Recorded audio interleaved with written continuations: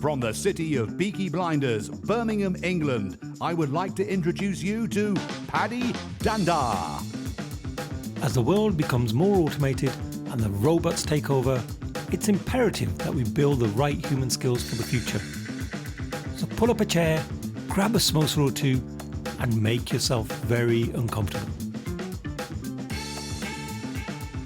Dear friend, thank you so much for joining me for another episode of the Superpower School podcast. I'm your host, Paddy Danda, and on today's show, I have an amazing guest.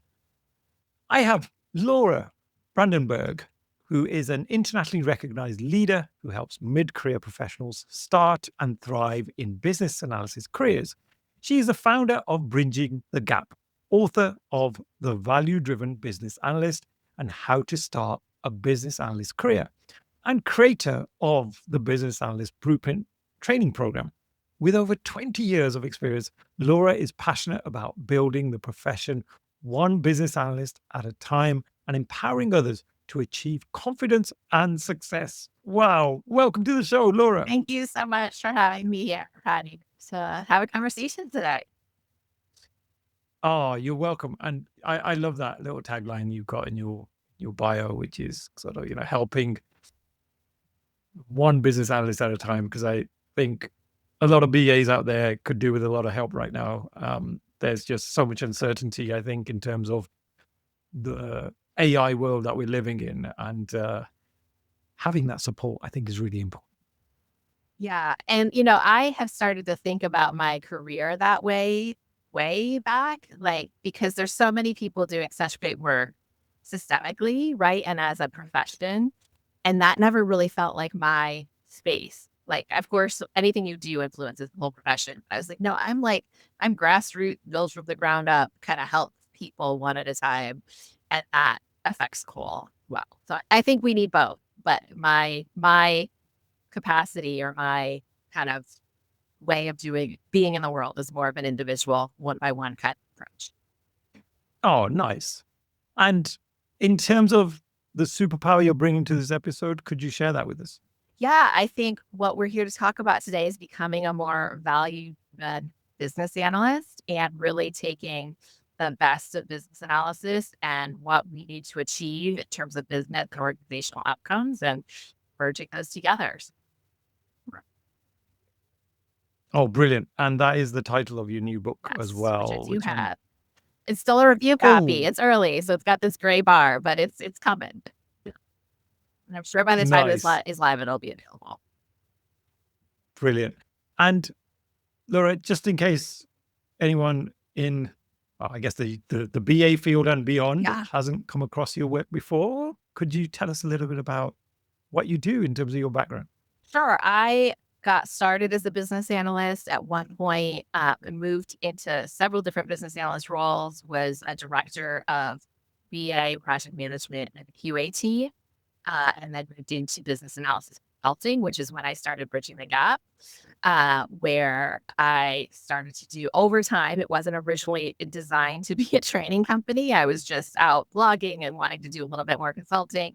People kept asking me, how do I get started? Where do I build the skills? And so I started offering training. And so for the last 15 years or so, we've been foundationally a training company online for helping them build their skills and really add more value. So that's about me and what I do.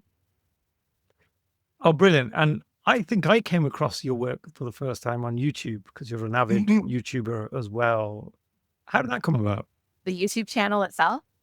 Yeah, I recorded I still remember my first video when my office was in the guest bedroom and the bed was behind me. And I did a few videos because it was sort of the thing. And then I didn't touch the channel for almost 10 years. And I had been writing blog posts for that period of time really regularly. And I just found I sat down to write a blog post and I feel done. I don't know what else to write about from a blog perspective. But then video was really becoming a bigger thing. And so I started to go back and take some of those blog posts and turn them into videos. Of course, as you do that, you're revising them. So really the channel picked up momentum. I got a bit tired of writing, and video gave me a new creative outlet. And ended up allowing us to reach people who prefer video content, which is so obvious now, but 6, 7 years ago, it wasn't kind of as mainstream as it is. Oh, wow. Well, I'm glad you stuck with it because, yeah, otherwise I probably wouldn't have come across your Yeah. work. Like not So, everybody reads, right? Or reads regularly yeah. blogs. Yeah. And like this is a new book you're launching. So, I have so much respect for anyone that's written a book because there's just so much commitment that's needed. There's so much discipline that's needed.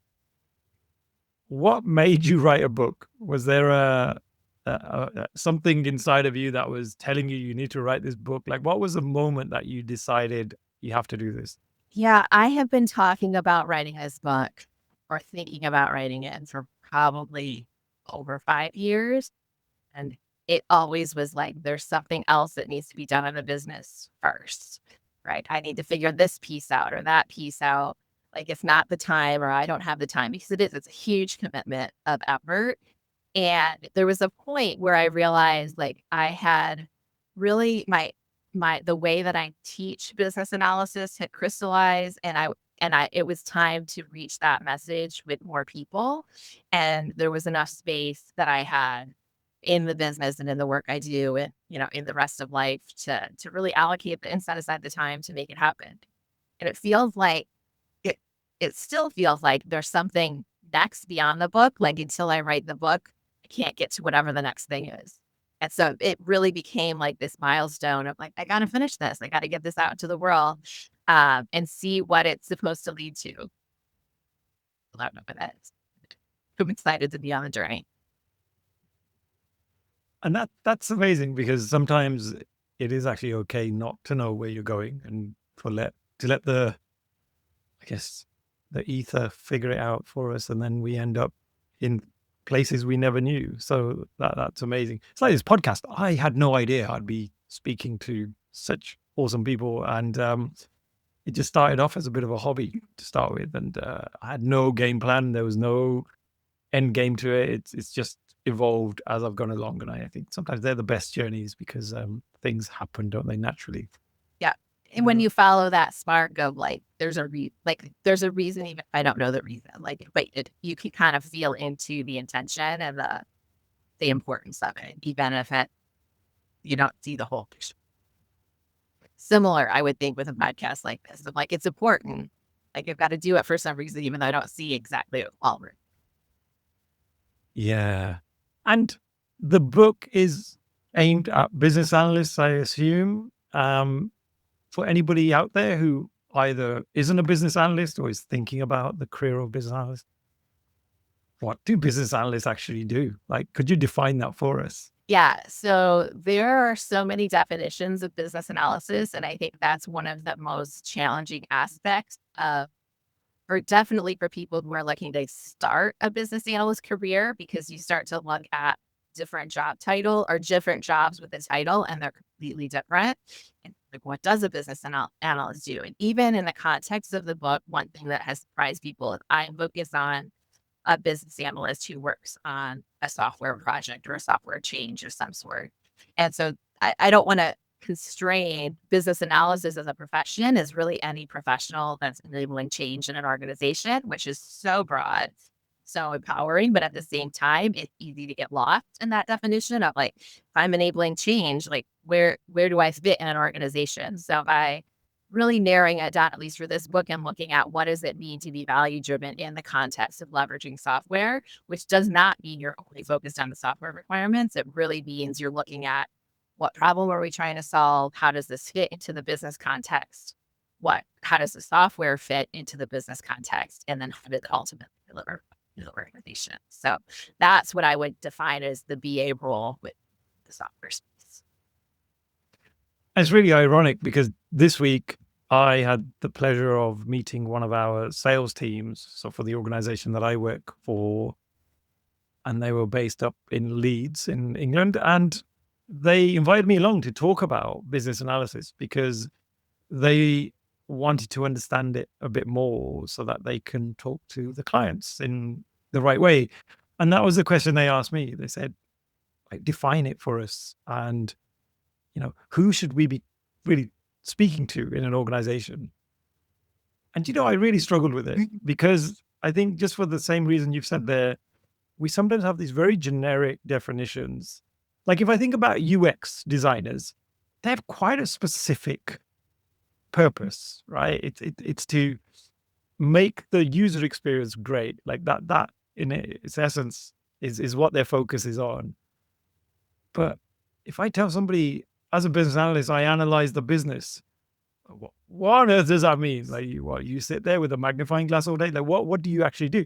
And so I think for me, the profession could have really done with some more specific branding, I think, along the way. But equally, that could constrain things as well. Like some people would go, well, that means I'm then put into a certain box, and I wouldn't want to be in that box. So I don't think you can win with it. But I personally have loved a little bit more of a specific definition, I think. Yeah, a little more, and people, that's actually the very first step of a process I teach in the book is to clarify your role, right? So because it is so different, and I have made so many mistakes in my career of not being clear on what my role was and what it wasn't, that taking some time to make sure in this project, on this team, in this organization, that I'm clear about the outcome is the first thing of being value driven and not trying to do somebody else's job, but also not missing part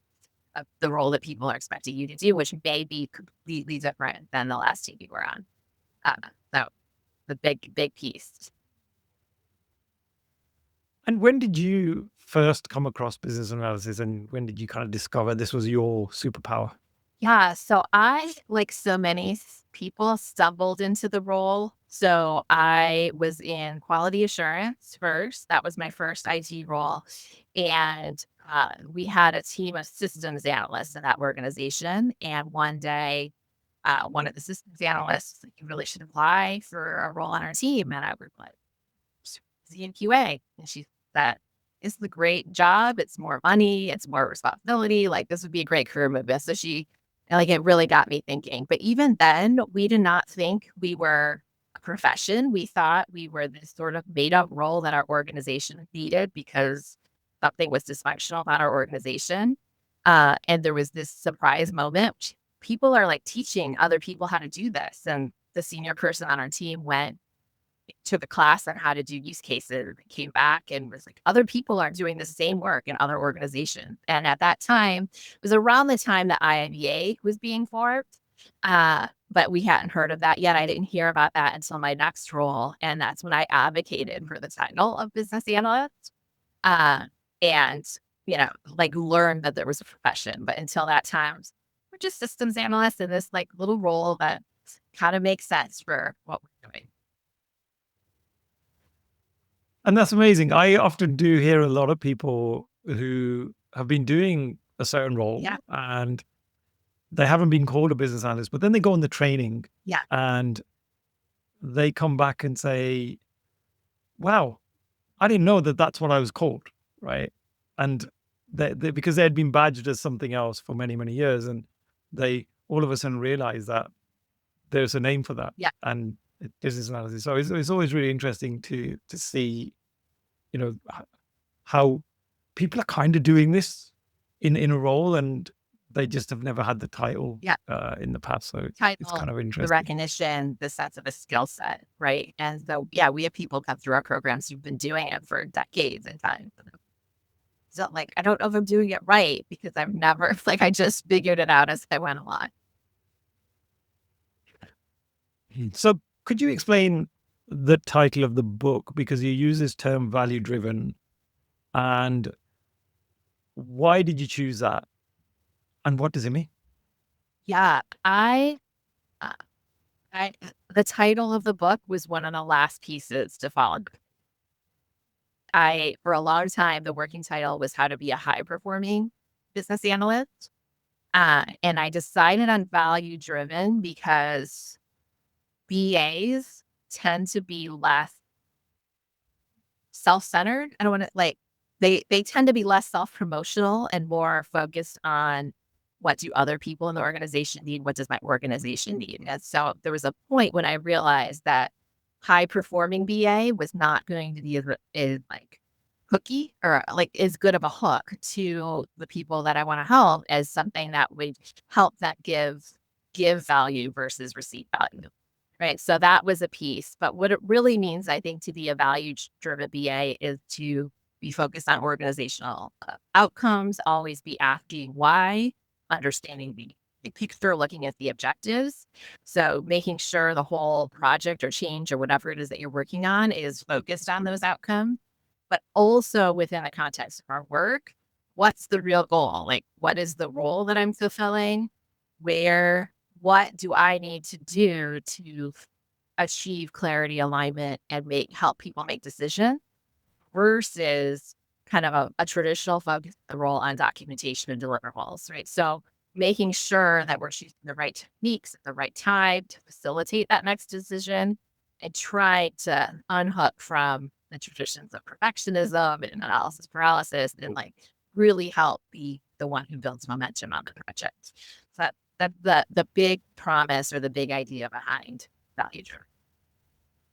Yeah, I love that. So it is about really sort of looking at yourself and saying, what more could I do to be useful for this organization? Or what less? Right. Sometimes it's like, what less? Like, what am I doing that's, you know, um, not adding value, right? One of the things I talk about in the book is how much time do you spend like perfecting the lines on your visual model while that model is still a draft, right? Before you've even gotten any stakeholder feedback.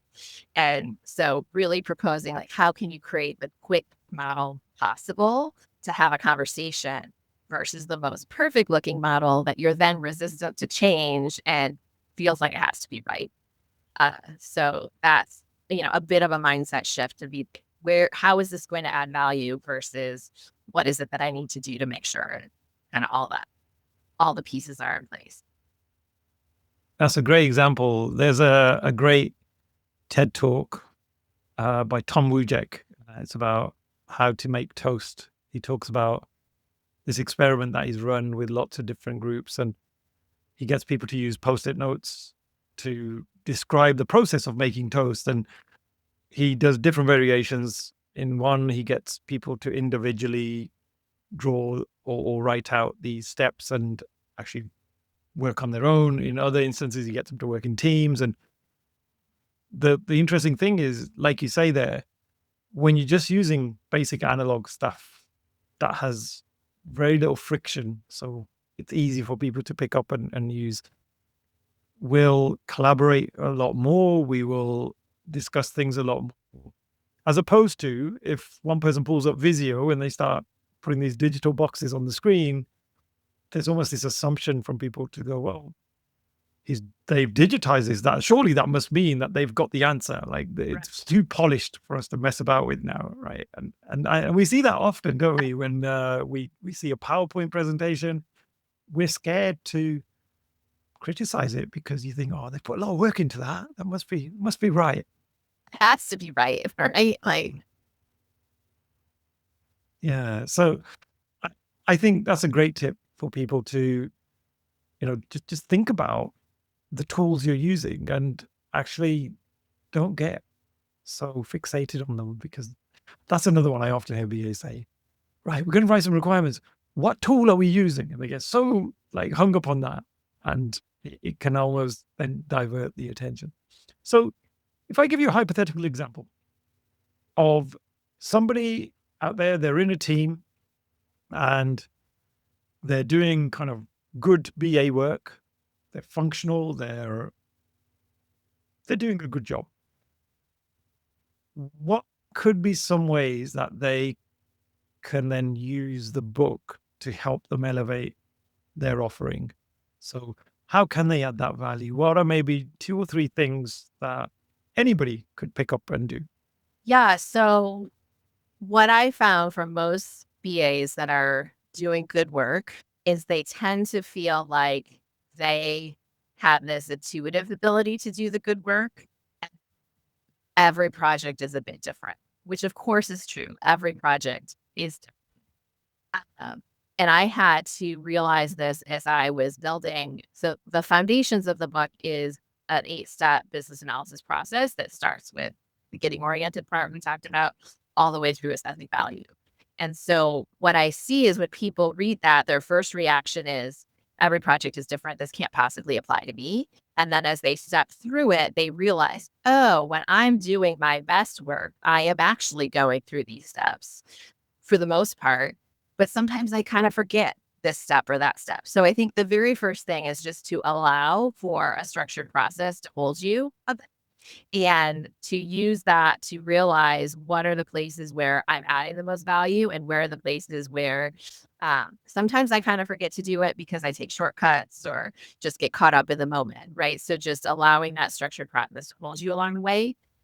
One of the best things that I see people do is, or one of the techniques that I think anybody could probably apply quite quickly would be process maps. So are you looking at the big picture? Even when somebody just wants a report or wants to add a field to the page, right? How does that fit into their process? So often what BAs find is when they take a step back, the solution that somebody's proposing isn't actually the solution that's going to solve the problem. So just taking that moment, even if it's on a whiteboard or sticky notes, right? To how does this whole, like, where does this VL fit into what process and why? And using that as a starting point would be another great tip. Looking to just add that nuance to their work. Oh, brilliant. Yeah, I'm a big fan of anything visual. And I think most process maps are super, super cool. I'd love to show you what my son did the other day, actually. Let me see if I can put it on the camera. So on that whiteboard, he's only 13, and for his school project, he had to come up with a process flow. And this was me and him brainstorming some stuff, but he did a lot of the work here. So That is amazing. So he had a that's, small project for a process map. Yeah. yeah, which is super cool. They had to design an app in Python, but it was all of the design work was also part of the assessment, and he had to kind of really think about the user kind of journey and all of that good stuff. And I thought it was wonderful because 13, if somebody had told me to draw a process map, like I would have been, that would have been life changing. I would have gone, wow, is this something people do for a living? Like, because then I explained it to him. I said, literally everything you're doing is what I would do as a BA. Yeah. This is the sort of stuff I would be doing. I Right? have a 13-year-old daughter. Like, why have I never taught her how to create a process map? So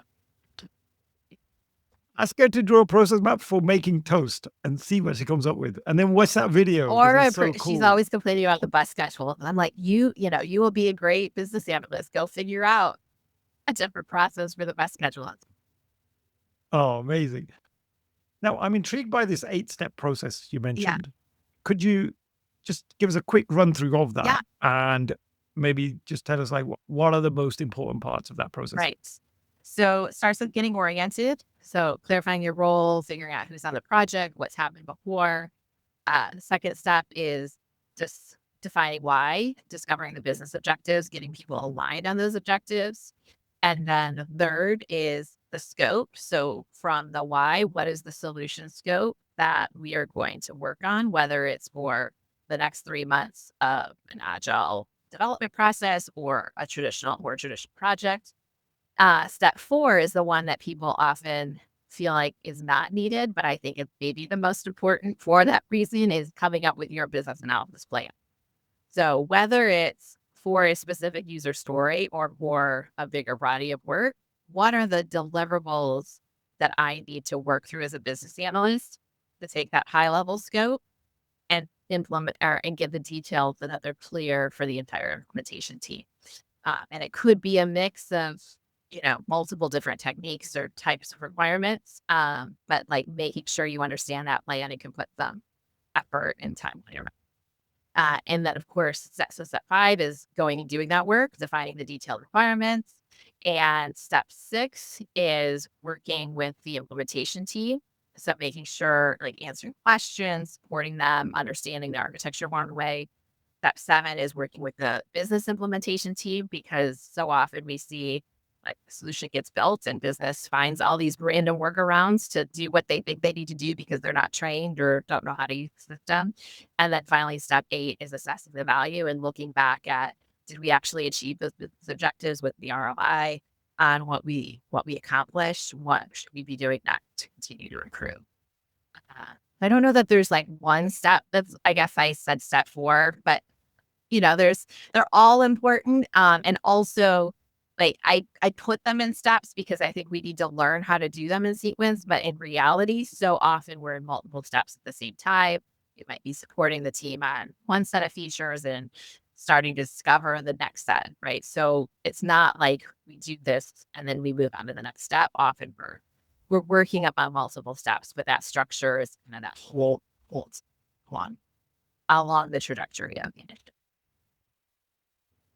Oh, brilliant. Thank you for summarizing that so succinctly. I think that really helps to kind of gives a wider understanding of the book.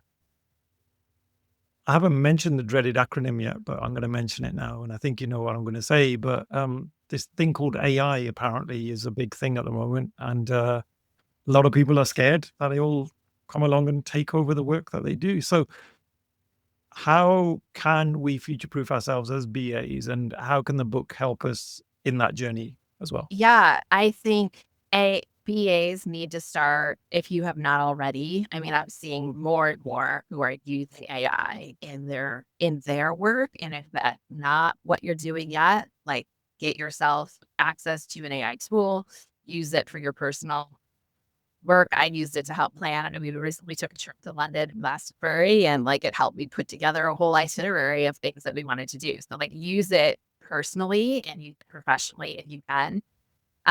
Inside the book, I have each chapter and each step has different ideas of how you can leverage AI to support you. But I really think the next horizon to be thinking about is, how do we, once we learn how to use AI, how do we help our business stakeholders leverage AI? How do we have a process, put in the AI-enabled solutions to support the business? How does that shift the business process? Where do we need audit, overview and audit that, right? So like really like learning how to use it yourself is the first step, but then thinking about, where does this fit to the business? So, if you don't know what your organization is doing with AI, I would start asking people and see if you can get involved in that project in some way, because I know the BAs can add a ton of value in terms of making sure it serves true business needs and delivers true business value versus becomes just sort of the thing we're doing because it's trendy and sounds good. We want it to actually like be good. Yeah, and I sometimes think that BAs have a really great opportunity here Yeah. to be almost those trusted advisors, but also be the educators within a business, right? So, you could literally just research different AI tools and keep up to date with all of the goings-ons with it. And the most important things, you could then be advising your internal stakeholder, just as you've said there, right, to leverage this stuff. But equally on a project, because as more and more organizations now are going to go on this AI transformation, because let's just put it out there, digital transformation is no longer a cool term because AI is here and everyone wants to do AI transformation now. As part of that journey, those product teams are going to need to understand what are the possibilities with these new tools, and what better role than a BA to be able to come in and say, look, I've been working with these 3 or 4 different language models. I can tell you the ins and outs of which one to use for what purpose. And actually for these requirements, there's all of these other things that we should be thinking about. And I think BAs have a real opportunity to be that kind of educator internally, but we've got to choose whether we want to take that role, right? And it means a lot of work. It means a lot of learning. educating yourself. Yeah. But I think your book is perfectly setting people up for that, because ask yourself why. Well, why do you do what you do? And then think about what more you could do, right? Or less, as you mentioned. Right. Like, less of this, but more of the other thing. Yeah. And starting with what value can it add is so critical. And like, we've seen this so many times over the years, right? And we see it still in organizations where we go and buy a tool, whether it's AI enabled or not, right? We buy a solution and then we sort of retrofit how it's going to improve the business. Or we learn the capabilities and then are able to bring those capabilities for value that the business didn't even know that they could use or leverage. You leverage that tool to achieve. So AI is similar. Like once you understand the possibilities, you can start educating. But I think like for so many, it's still like just learning how to use it and not being scared of using it yourself, right? And starting to to gain that competency is a great first step. And Laura, as we approach time, I'm going to ask you one of my favorite questions for ending the show. I didn't give you any pre-warning on this one, so I did lie at the start. I think when I said to you, Laura, there's one standard question I ask everybody, and that's right at the start. I ask for their superpower. But as we wrap up, if you could have any superpower to abolish something in the world of work, or we're going to get rid of this thing, what would that be? Like, what's the thing that gets you really frustrated or angry in the world of work? I think what gets me frustrated and angry is when this has come out in some of the early conversations around the book where people start like we've talked a lot about business value and profits, right? Profit costs and looking at all that. But like when businesses aren't looking at the entire ecosystem of the value that they create, and I would abolish or create like system where we actually understand a full impact and business is absorbing the full impact. One of my, I don't want to call it a side passion, but it is sort of a side passion to my main work is the sustainability and regenerative space. And when you see how much cost a business is able to transfer out of their business and onto the public, like when it comes to the waste they create or the downstream impacts of their products, right? We're not really paying the full cost of the things that we buy and use every day. And that's a huge detriment to our planet and I think our society as well. I would abolish this sense of containment almost of value. I'm smiling because it's so ironic you said that. At lunchtime, my daughter said to me, she said, Dad, why do these companies not stop killing the planet? Like, why are they not doing more? And then I gave her a whole lecture on capitalism and how, as CEOs, you're not often incentivized to save the planet. You're incentivized to create profit, and there's that fine line sometimes. And she was like, "Yeah, but that's just wrong, Dad. They're not going to have a planet if they carry on this way." So it's very much that's on the same lines as what you've just talked about there. And it's so ironic you said that because I think it's such an important thing. And for young people, that's what they're thinking as well, right? For her to say that, she's 16 years old, this is what she cares about.